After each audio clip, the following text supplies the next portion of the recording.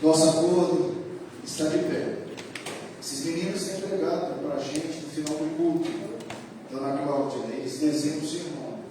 E depois eles vão ao meu encontro e pregam para o pastor. Então, meninos, vou esperar a mensagem que vocês vão entender aí, tá bom? Assim diz o texto: quando pela primeira vez falou o Senhor por intermédio de Oséias, então o Senhor lhe disse: vai, toma uma mulher de prostituições e terás filhos de prostituição, porque a terra se prostituiu, desviando-se do Senhor. Foi-se, pois, e tomou a Gomer, filha de Tibarim, e ela concebeu e deu um filho. Disse o Senhor: põe o nome de Jezreel, porque daqui a pouco castigarei pelo sangue de Israel a casa de Jeú, e farei cessar o reino da casa de Israel. Naquele dia preparei o arco de Israel no vale de Jezreel. Tornou ela a conceber e deu à luz a uma filha. Disse o Senhor a Oséias: põe o nome de desfavorecida, porque eu não mais tornarei a favorecer a casa de Israel, para lhe perdoar. Porém, a casa de Judá me compadecerei, e o salvarei pelo Senhor, seu Deus, pois não os salvarei pelo arco, nem pela espada, nem pela guerra, nem pelos cavalos, nem pelos cavaleiros. Depois de haver desmamado a desfavorecida, concebeu e deu à luz a um filho. Disse o Senhor a Oséias: põe-lhe o nome de não meu povo, porque vós não sois meu povo, nem eu serei vosso Deus. O objetivo nessa noite, irmãos, é conhecer a infidelidade de Israel através do casamento. Do fundo do meu coração, eu espero que esses 3 nomes dados aos filhos do relacionamento de Oséias não seja uma realidade nos lares e nas famílias da IPPC. São nomes fortes. São nomes que, aplicado a um casamento, levam à sepultura. Imagine um casamento onde é cruento, onde há o derramamento de sangue, onde há violência, onde não há o respeito, onde o feminicídio é característico dessa família. Imagine um casamento onde tem a marca do desfavorecimento. É uma família que já traz sobre si a marca da maldição de Deus. É uma família desfavorecida. E imagine uma família que, por último, não basta uma desgraça só, tem que ser uma família que não pertence à linhagem de Deus. Não é a minha família, não é a minha herança. Só por isso, irmãos, já daria para a gente ir embora pensando para os nossos lares, perguntando sobre o nosso relacionamento conjugal, sobre a nossa família, sobre a nossa vida, se há alguns desses adjetivos pré-estabelecidos para a infidelidade que assusta como um fantasma no seu lar, que te perturba por causa do leito da quebra da aliança, da infidelidade. Por que o casamento é símbolo da fidelidade? Eu quero que você responda para você, na sua mente, no seu coração, por que o casamento é símbolo de fidelidade? A gente poderia fazer o oposto, uma pergunta contraditória dessa, colocando também na afirmativa, por que a infidelidade põe fim ao casamento? Estudamos maciçamente sobre o aspecto do casamento. Mas estamos encravados no Velho Testamento, num profeta que você já estudou na semana passada, você sabe quem é Oséias, e você sabe que Oséias traz uma mensagem para Israel, para todas as tribos, em especial a tribo de Israel, a tribo do norte. E ele está dizendo assim que esse povo não é mais um povo debaixo do amor, da proteção, da graça, da misericórdia de Deus. Mas você sabe quando? Quantos estão aqui nessa noite são casados? Levanta a mão. Então eu quero que você olhe para a sua aliança. Olhei para a sua aliança. Quando se está sem aliança, eu falava no início do meu casamento com minha esposa, perdeu a aliança, perdeu o casamento. E lascou, né? Perdeu a aliança, perdeu o casamento. Mas foi muito tempo, gente. Sabe que nem sempre perder a aliança significa perder o casamento. Mas eu quero que você pense na aliança. Quando que surgiu esse negócio de aliança no casamento? A história da aliança surge no século IX. Lá no século IX, com a igreja cristã. A igreja cristã adota um símbolo de união, de fidelidade entre os casais, entre os cristãos. Eu adoro fazer casamento e gosto de fazer velório. Não estou fazendo nenhum nem outro, já disse isso aqui. Está tão escasso fazer um velório, tão difícil fazer um casamento. Espero que eu possa fazer da dela e tudo. Então não posso ser imenso. Só que nas unidades matrimoniais a gente fala da aliança. Tem um momento especial do casamento em que você tem a consagração das alianças. E eu já fiz algumas consagrações de alianças assim especiais. Eu lembro que eu fiz uma bodas de diamante. Nunca mais eu fiz uma celebração de 50 anos de matrimônio. Eu espero fazer a sua. Quem já tem mais de 40 anos de matrimônio, levanta a mão aí. Tem alguém aqui? Mais de 40 anos? Olha, você quer fazer um culto de gratidão a Deus, aos 50, hein? Espero que eu faça um bolo de diamante do seu casamento. Mas isso é linda, a consagração. Bolo de diamante. De prata já fez muitas. Mas por que será que você traz uma aliança no dedo? Por que o casamento está vinculado, está ligado a uma aliança, a um pacto de amor eterno, de devoção, de lealdade, de fidelidade? E quando a gente está ali colocando aquelas alianças, fazendo juramento, voto, existem algumas promessas incríveis que, com o passar do tempo, se não for pela graça, pela misericórdia de Deus, essa simbologia da aliança vai ser jogada no lixo. Até que a morte. Ser fiel em todos os aspectos. Prometer cuidar na alegria, na tristeza, na dor, na prosperidade ou na falta de tudo. Significados esses que os anéis românticos, o amor, o comprometimento, a fidelidade, a cumplicidade é externado nesse símbolo. A aliança diz para todo mundo que você é uma pessoa diferente, que você tem um relacionamento, que você encontrou o cônjuge, o parceiro da sua vida. A outra metade que lhe faltava, a sua costela, foi encontrada.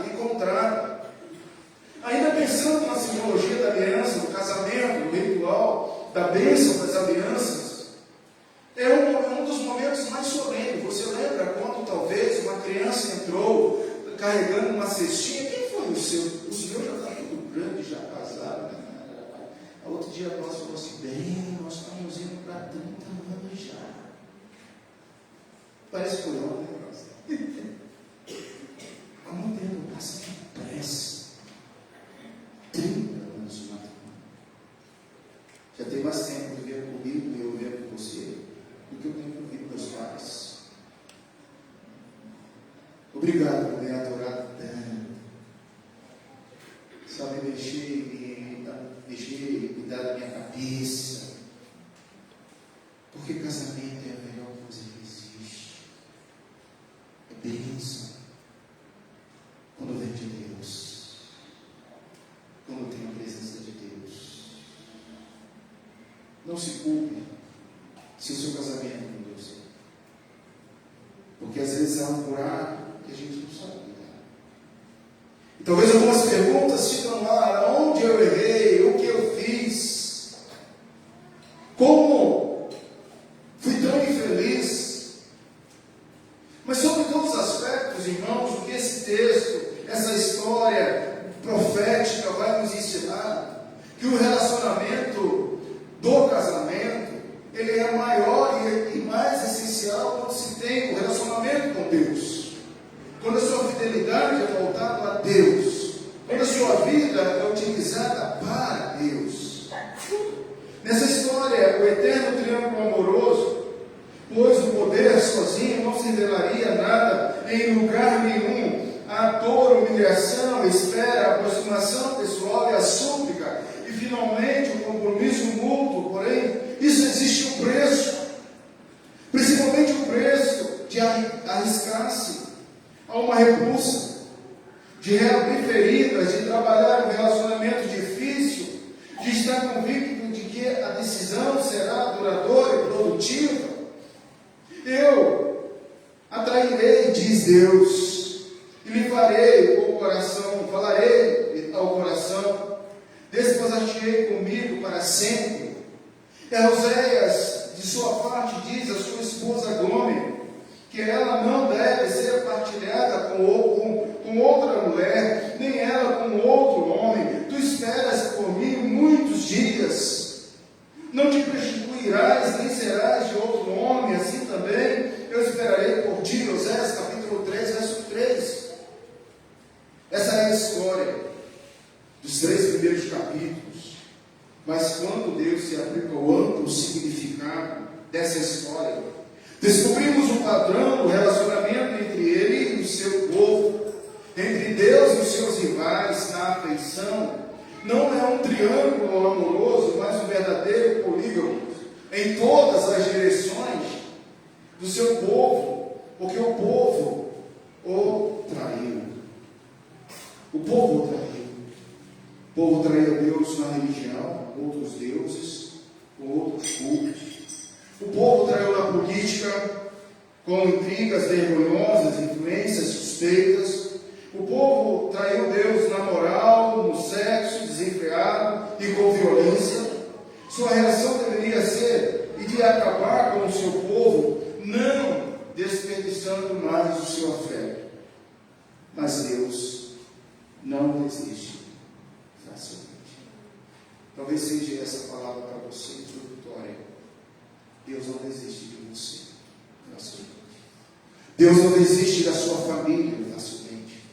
Deus não desiste do seu relacionamento truncado, que precisa ser trabalhado, precisa ser colocado na estação, na harmonia de Deus. Deus não desiste das famílias, ainda que haja todo esse procedimento de traição, de abandono, de infidelidade. Resumo nessa noite: o pecado corrompeu a retidão original e a comunhão com Deus. Tudo isso que nós estamos observando e vamos observar é pós-queda. O homem não foi capaz de ser fiel ao Senhor, e a partir da queda, a partir do pecado original, essa retidão ela é dissolvida, essa comunhão ela é arranhada, esse diálogo não existe mais, a não ser a operação divina do Senhor Jesus Cristo. Convide Cristo para estar na sua casa, convide Cristo para morar no seu lar, restaure essa comunhão e esse diálogo com o Senhor. Meu tema nessa noite, irmãos: a terra se constitui. Verso de número 2. Quando eu olho para essa palavra prostituição, vem à minha mente muitas coisas. Vem o que a sociologia emprega e defende como a pessoa está sendo dono do corpo, podendo fazer qualquer coisa com o corpo. Diz que a prostituição, a prostituta, o prostituto é a profissão mais velha do mundo. Tentam justificar que a prostituição é um trabalho, é uma vocação. E isso é tão triste e nojento diante do Senhor, porque em nenhum momento a palavra de Deus vai sociedade, as prostitutas cultuais, as prostitutas do templo, da religião dos guaranis, dos faraós, da vida, dos ídolos, do Egito. Mas agora, o texto diz que não é uma prostituta, mas que toda a terra se prostitui. E quando eu olho o versículo de número 2, diz assim: quando pela primeira vez falou o Senhor por intermédio de José, então o Senhor me disse: vai, toma uma mulher de prostituição e terás filhos de prostituição, vírgula, porque a terra se prostituiu, desviando-se do Senhor. Portanto, em primeiro lugar, irmãos, a terra se prostituiu e Deus castigará o reino do norte. Do versículo 12 ao versículo 5, faça a sua leitura aí na Bíblia, pegue uma caneta e vai grifando. A terra se prostituiu e Deus castigará o reino do norte, que é Israel. O chamado de um profeta deve ser ativo e deve ser também uma resposta imediata a Deus. Deus está chamando Oséias para que ele fosse proativo. E o chamado de um profeta muitas vezes poderia ser aflitivo. Eu sinceramente fico imaginando como Jeremias aguentou tanto. Pelado, um jugo dos ombros, como se fosse um louco, saindo, correndo, gritando. E Deus falou: esse povo vai ser um animal puxado, dominado, escravizado. Sinceramente, eu fico pensando nesse profeta. Quando ele ouve o que o Senhor tem para que ele pudesse fazer, então você pode pensar que ele, o profeta, sabe que poderia não lhe pedir que faça qualquer coisa. Contudo, seria difícil encontrar uma exigência inicial mais perturbadora do que essa. Deus vira para José assim: case com uma prostituta. A Bíblia de Nova Jerusalém apresenta essa situação quase como da mesma brevidade impiedosa do original, do hebraico, aonde está escrito assim: vai, toma para ti uma mulher que se entrega à prostituição e filhos da prostituição, porque o país se prostituiu constantemente, afastando-se de Yahvé. São palavras fortes. É como se não bastasse, amados irmãos, a palavra prostituição e cognatos nos atrairiam 3 vezes numa única sentença do texto hebraico que traz a raiz da palavra, que não apenas 3 vezes, mas 4. Seria literalmente diante do que aconteceu, sim, exatamente, como está escrito. Entretanto, a situação poderá ser um pouco mais amenizada se olharmos para que esta mulher viria a ser, de acordo com a presciência divina. Essa maneira de olharmos esse texto vai nos abrir o entendimento. O versículo de número 2, literalmente, diz: toma uma mulher de prostituição e filhos de prostituição, como se esses já existissem. A explicação mais sombria de que o homem já era uma pessoa que agia na prostituição é a mais correta, porque vai e toma uma mulher de prostituição. Ela não se tornou prostituta, ela já estava na vida. Entretanto, qual for a sua opinião, podemos e devemos aqui abrir a nossa visão simplesmente da ilustrada e maltratada pessoa que o profeta deveria casar-se, pois o hebraico tem uma outra palavra para isso. Oséias 4, verso 14, palavra que não foi o hebraico, tem para isso colocada aqui, não usada, só no contexto de 4,14, que Oséias deveria fazer, e era em menor escala. O que Oséias deveria fazer era de menor escala. O que Deus tinha feito, dado o seu amor a uma parceria bastante vivida e de olhar infiel. Oséias não devia deixar o problema por isso mesmo, como também, se não Deus não o deixou. Veremos a partir do capítulo 3 da nossa história como isso vai se desenrolar.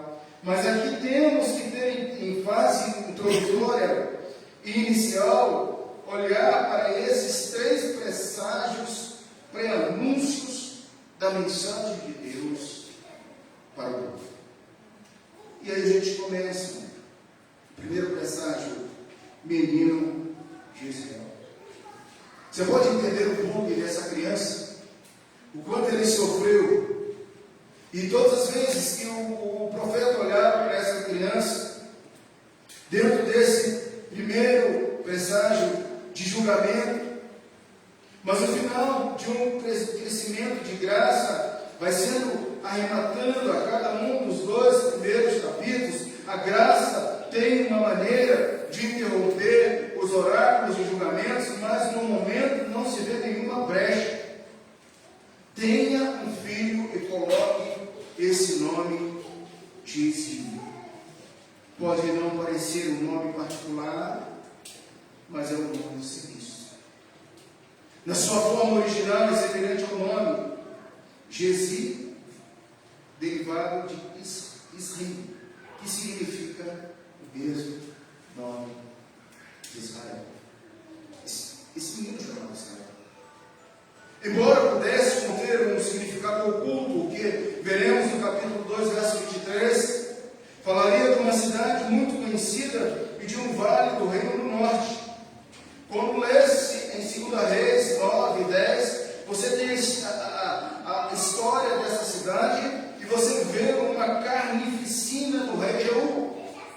E Deus está mostrando que nunca se esqueceu daquilo. Ser um profeta desse, ou ser filho com esse nome, seria o mesmo que um político chamasse o seu filho de Canudos, chamasse o seu filho de Farrapos, chamasse o seu filho de Hiroshima. Ao dizer esses nomes, você sabe da história, você conhece a história.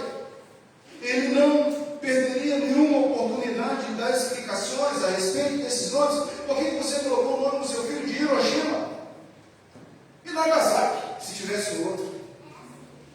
Que tristeza chamar uma pessoa desse nome. A lei permite até mudança de nome.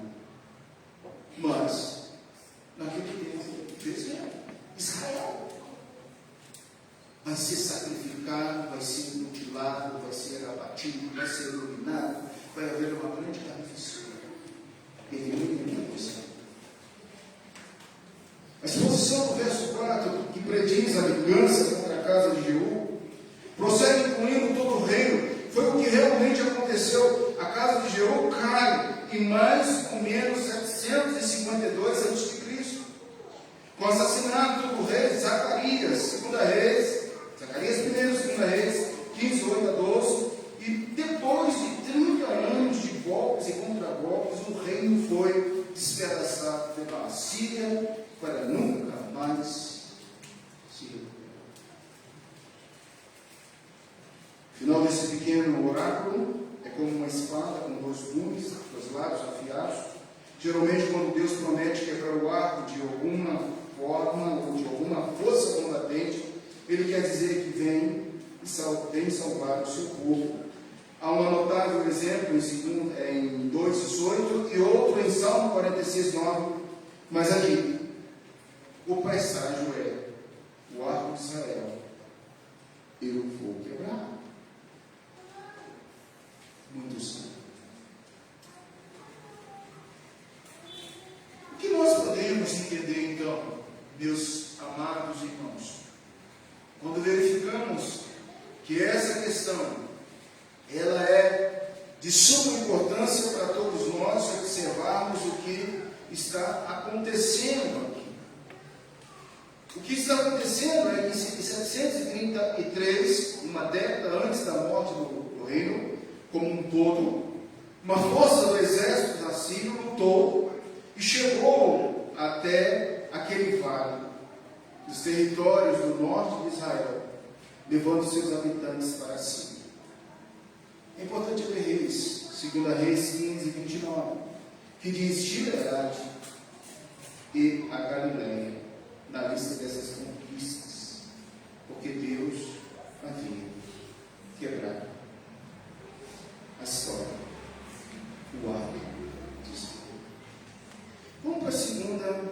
segundo versículo. A partir então dessa história, a partir do verso 6, e tornou ela a conceber e deu à luz uma filha, e disse o Senhor a Oséias: põe um nome de desfavorecido, porque eu não mais tornarei a favorecer a casa de Israel. Temos agora o segundo presságio, a menina desfavorecida. Uma casa dissolvida pela violência, pelo sangue, agora uma casa no lar em que é desfavorecido. O primeiro filho foi a propósito de Oséias. Sua esposa lhe deu um filho, verso 3, filho dele. O segundo e o terceiro não foram declarados como seus filhos. É bem provável que venha de outro relacionamento. Aliás, ela era uma mulher de prostituição. Então, o verso 3 está ausente nos versículos 6 e a 8. Assim, a alegria da paternidade foi profundamente prejudicada e os filhos foram provas vivas de invasão do casamento. Invasão do casamento. É semelhante àqueles lares, irmãos, que tem que conviver com outros filhos de outros relacionamentos. Se não tiver amor, respeito, se não tiver a presença de Deus, não vai dar certo. Não vai dar certo. O nome Romã, desfavorecida, usa-se o mesmo verbo, mas uma diferente parte dele, e que em hebraico essa declaração significa ela não recebeu compaixão. Então, desfavorecida pode ser ela não recebeu compaixão.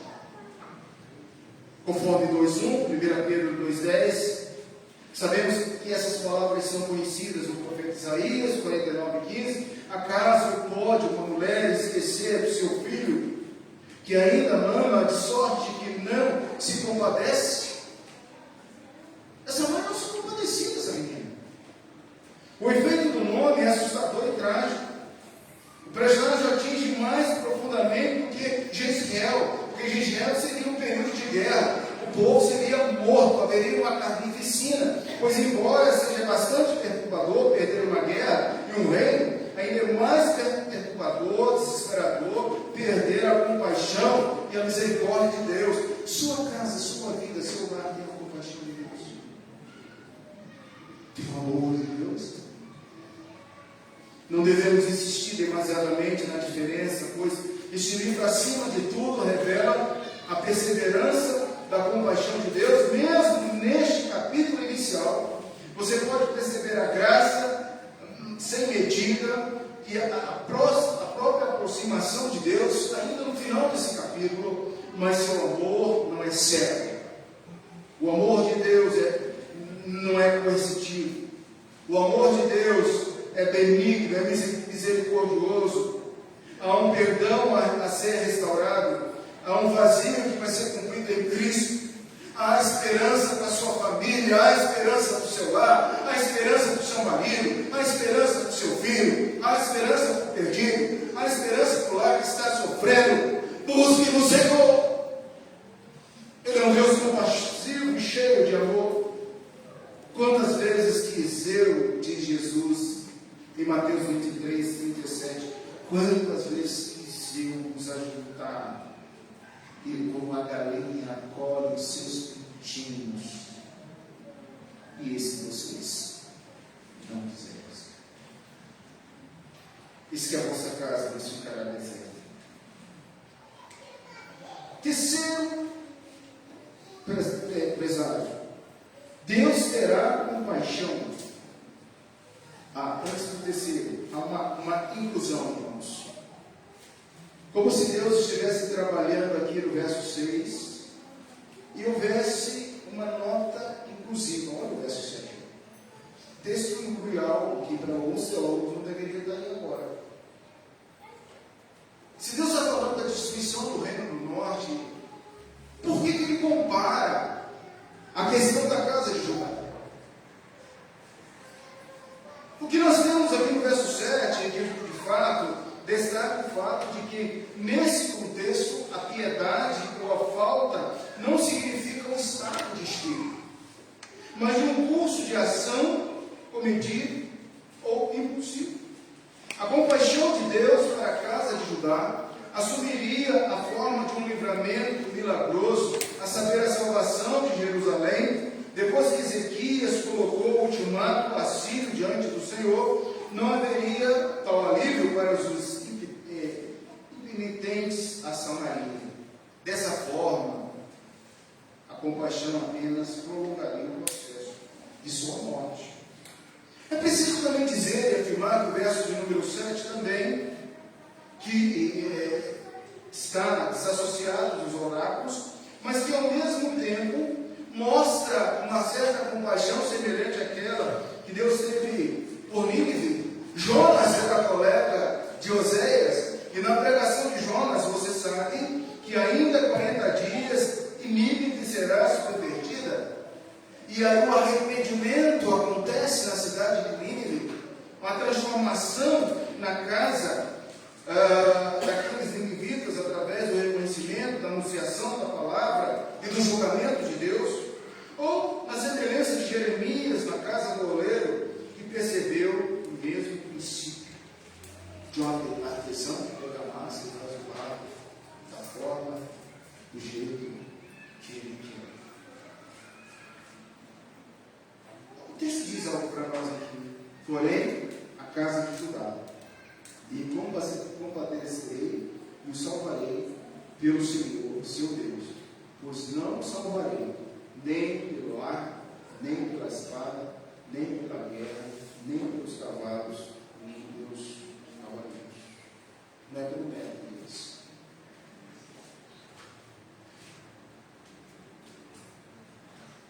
A saúde da sua família não depende de você. Não vai depender. Mas, pastor, por quê? Você vai ter resposta. A saúde da sua família depende de Deus, da atuação direta de Deus. A bênção, amados irmãos, do lar, da casa, da família. E aqui o que nós vemos no verso 7 não era porque era a casa de Judá, não era neto dessa parte da tribo de Israel que fundiria com os remanescentes depois e formaria o Estado de Israel, mas seria pela misericordiosa graça de Deus. A cura do seu lar depende de Deus. Você pode orar agora. Você pode falar com Deus.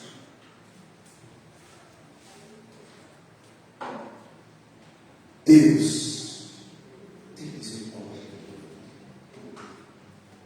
Tem misericórdia. Deus, eu me aproximo de ti, Senhor. Porque assim como tu executou compaixão, misericórdia com a casa de Judá, eu creio que tu podes fazer também algo diferenciado na minha família. Meus queridos, vamos organizar esse monte de conteúdo que já disse para vocês. O que nós estamos tratando? Nós estamos tratando que a terra se constituiu. Se a terra se constituiu, as famílias que compõem a terra sem Cristo são famílias mortas, condenadas em seus delitos e pecados.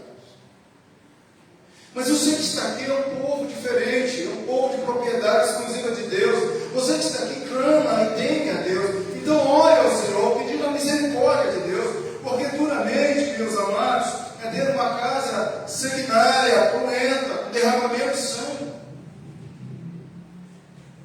Aconteceu essa semana uma morte, um feminicídio aqui em Brasília, em que o camarada perseguiu a esposa, matou a esposa dentro da casa de uma outra pessoa, teve erro de tiro, ele acertou na esposa, acertou numa senhora que estava lá, quase acertou uma criança, e no final, essa pessoa deu um tiro na cabeça. Os moradores da casa, ali, a vozinha, a velhinha, fazendo a entrevista, falando: Deus foi misericordioso, nos protegeu, mas eu tenho uma criança de 7 anos que assistiu tudo isso, está em estado de choque. Eu tenho a minha filha que tomou um tiro, que foi salva milagrosamente por Deus, está no hospital, está recuperando, ela está em estado de choque. Nós Cerâmica. Mas não dá. Porque essa casa nos traz harmonia ao Senhor. Eu prestei atenção na reportagem que falava assim, e eles contrataram uma empresa especial para limpar o centro. Você sabe o que é ter uma casa assim? Você sabe o que é ter um lar, uma família, uma casa em que é desfavorecido? Eu quero ficar com a Bíblia de Jerusalém. Uma família que não tem a compaixão de Deus ameniza o impacto. O que é um lar sem compaixão de Deus? Mas isso não cabe na sua cabeça, nem deve caber no meu coração, porque eu me rendo altíssimo, eu vou altíssimo, eu falo com o Senhor que é altíssimo, que é galardoador, que é misericordioso, que transforma, que muda, que cura, que restaura. Irmãos, você é especial diante do Senhor, busca a face do Senhor, chora aos pés do Senhor. Sua casa, seu lar, pode ser uma casa e um lar assim. Quem sabe o Senhor tem misericórdia com o teu de Judá? Ele tem misericórdia do Senhor. Mas eu preciso ver o 8 e 9. Leia. Ainda temos mais uma pré-anúncio. Presságio. O terceiro presságio. O menino não preocupa. Aí é difícil. Vem cá. Loura, a mim, assim como sua irmã, parece ter sido consequência da prostituição. Como declara o verso 2, enunciados ou não, a palavra você não é meu filho, deve ter surgido muitas vezes na mente de Oséias, olhando para aquela criança. E quando contemplava o garoto, para ele assim, e para nós a situação doentia de enfrentar um casamento difícil, um casamento onde o cônjuge não é eleito, um casamento misto, um jugo desigual. Para que entrar numa dessa e compor-se um lar, um casamento que vai ser fatídico, você não precisa disso. Alô, igreja, alô, irmão querido, que vai se casar, vai se relacionar, preste atenção na sua vida. Mas se você já está com um lar assim, clame ao Senhor. Invoca-me e eu te anunciarei coisas grandes e ocultas que nem sabes. Porque sou eu que sei os pensamentos a respeito da sua vida, do seu lar, da sua casa, da sua família. Irmãos, Oséias olhava para aquele garoto. Para ele, assim como para nós, a situação doentia que ele enfrentava era difícil e deixaria de sensibilizá-lo diante da profunda tristeza das palavras ditas a Israel: vós não sois meu povo, nem eu serei o vosso Deus, mas inteiramente eu não sou vosso. Literalmente no hebraico, o que está escrito aí: eu não sou vosso, eu não sou seu Deus. Qual é o Deus da sua casa? Vivemos num panteão onde temos vários deuses. Você adora vários ídolos do coração, coisas que nós vamos construindo e colocando no lugar de Deus. Há um vazio no seu coração, na sua mente, do tamanho de Deus. Então você vai procurar nas drogas, nas bebidas, nos elementos circunstanciais, passageiros, transitórios. Ou você olha para Deus e diz: Senhor, recria em mim um coração puro. Senhor, retrata a minha vida. Senhor, reconstrói meu ser. Senhor, me dê dignidade. Oh, você precisa orar como Davi orou. Cria em mim, ó Deus, um coração puro e renova dentro de mim um espírito reto e inabalável. A frase do hebraico talvez se refira ao que está lá no centro da teologia do Velho Testamento, em Êxodo capítulo 3, que diz: e eu sou. Como Deus poderia agora dizer: não é meu, se eu sou. Eu serei contigo. Em Êxodo 3:12. Palavras aqui, em outra situação, teria parecido apenas insensíveis e depreciativas. Porém, irmãos, ao lado do oráculo, desse terceiro e último oráculo, era simplesmente a real, tão exato como teria sido as palavras de Oséias, se ele negasse a paternidade dos seus filhos. Israel poderia ser normalmente o Senhor, mas na realidade era filha do seu tempo e do seu mundo local. Sua casa, seu lar, sua igreja, a igreja do século 21, ela não é filha de Deus, não é noiva de Deus, não é noiva de Jesus. Jesus, o Filho, Deus. A igreja está sendo escrava de um conceito moral do mundo atual. Estamos deixando os propósitos de Deus, estamos compartilhando e aceitando a presença de outros deuses e negando categoricamente o meu relacionamento com Deus. Meu lar e minha casa, eu e minha família serviremos ao Senhor. Isso tem que estar no nosso coração. Bom, 3 pré-anúncios. A confissão de fé de Westminster, no capítulo 6, fala da queda do homem, do pecado e do seu castigo. No ponto 2 diz: por este pecado, eles decaíram de sua retidão original e da comunhão com Deus. Assim se tornaram mortos em pecados, inteiramente corrompidos em todas as suas faculdades e partes do corpo e da alma. Pecado contaminou todo o ser. Pecado contamina a família. Pecado da infidelidade. Pecado da prostituição. Pecado de maculhar o leito. Pecados que vão entrando sorrateiramente no lar e vão dizendo: não é possível que essa família cristã seja meu povo. Isso é tão ridículo e tão difícil de entender e de pensar. Um lar cristão se expõe ao mundo. Pior do que ao mundo. Se tudo que a gente ouvir. Gênesis 2:17 diz: mas da árvore do conhecimento do bem e do mal não comerás, porque no dia que delas comeres, certamente morrerás. Desobediência, queda.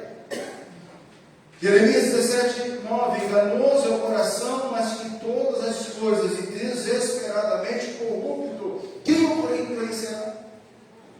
Você pode morar 30 anos com uma pessoa e você não vai conhecer totalmente o coração daquela pessoa. Você pode completar luvas de diamante, de ouro, e você não vai conhecer aquela pessoa.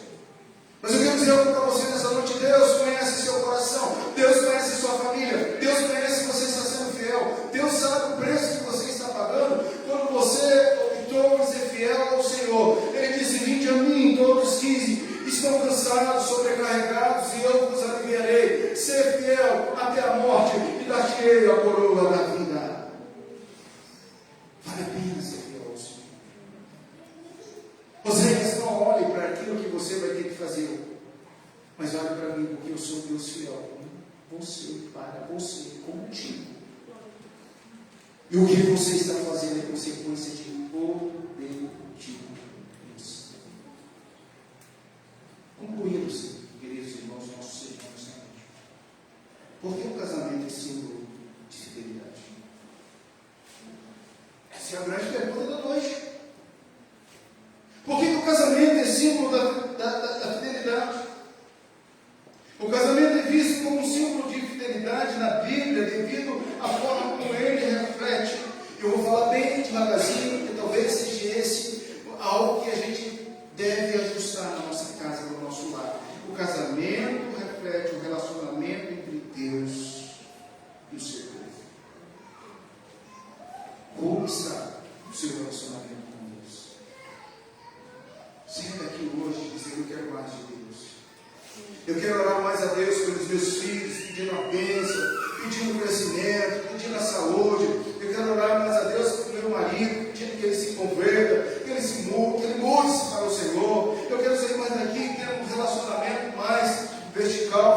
hoje na ceia do Senhor, ao tomar o cálice do Senhor, ao tomar o cálice, você está declarando relacionamento com Deus. E Ele está declarando relacionamento com você.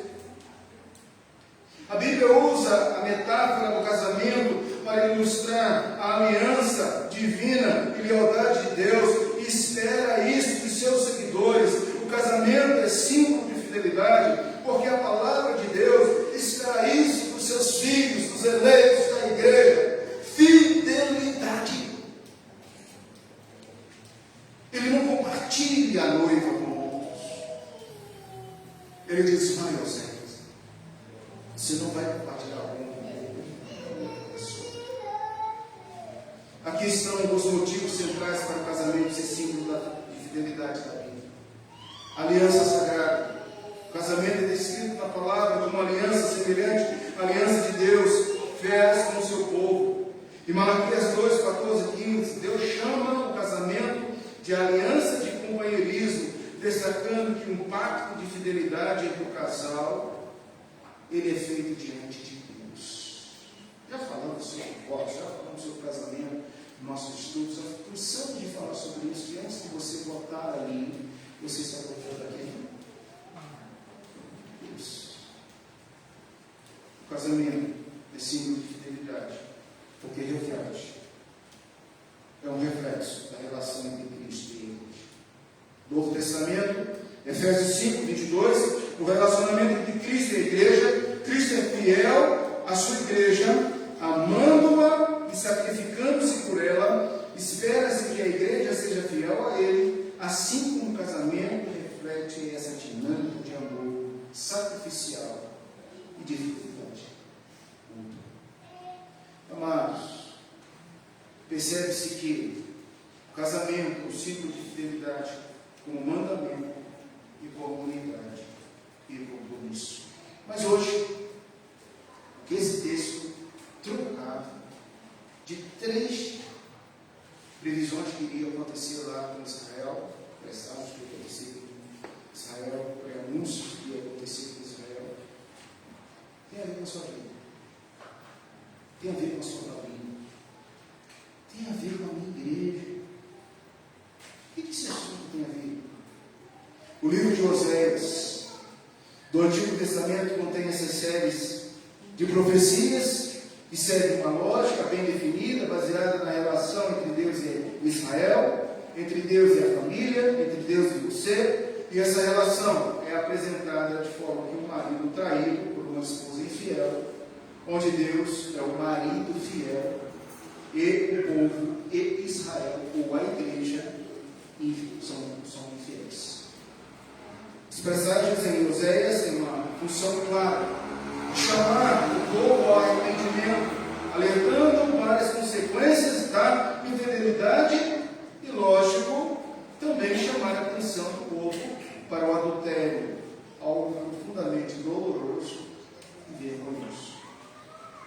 Fidelidade espiritual de Israel, advertência e juízo, chamado a arrependimento e esperança de restauração são assuntos que nós veremos e que vamos aprendendo com o profeta Oséias.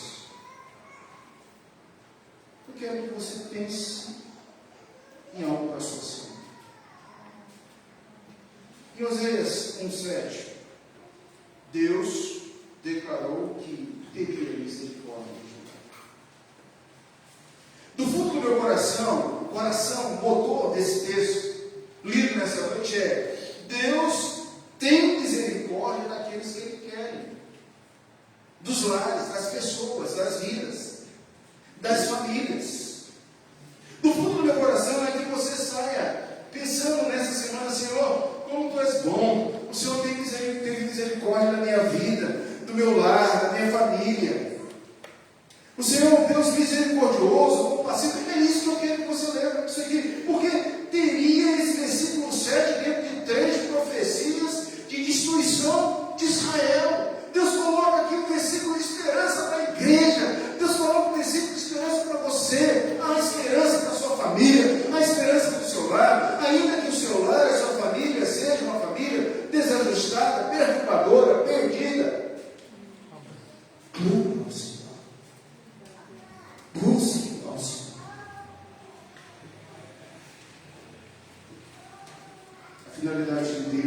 mostrar misericórdia e ajudar. Nesse contexto, é multifacetário. Podemos entender aqui contraste entre Israel e Judá.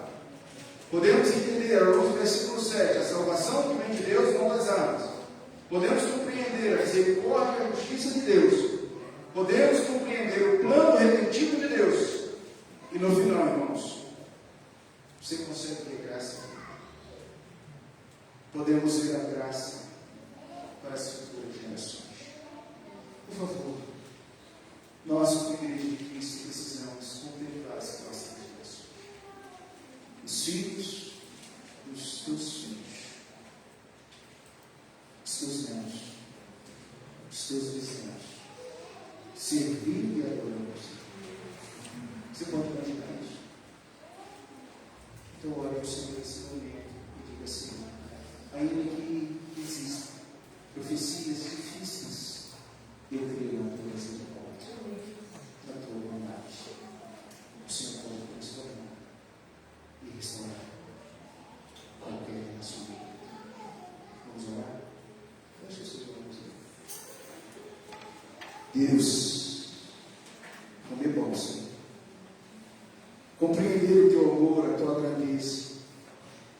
Ainda que haja muito derramamento de sangue, ainda, Pai, que haja a palavra desfavorecida ou sem compaixão, ainda, Senhor, que tu ponha as marcas lá naquela casa, naquele lar, naquela família, não é meu povo, Pai. Nós não sabemos se há esperança, se há remanescentes, ó Deus, se ainda eleitos, ó Deus, restaura as famílias, restaura os relacionamentos. Que a graça do Senhor possa vir sobre todos nós. Livra-nos, ó Deus, dessas marcas terríveis e faça-nos compreender o seu grande amor para todos nós, em nome de Jesus. Amém.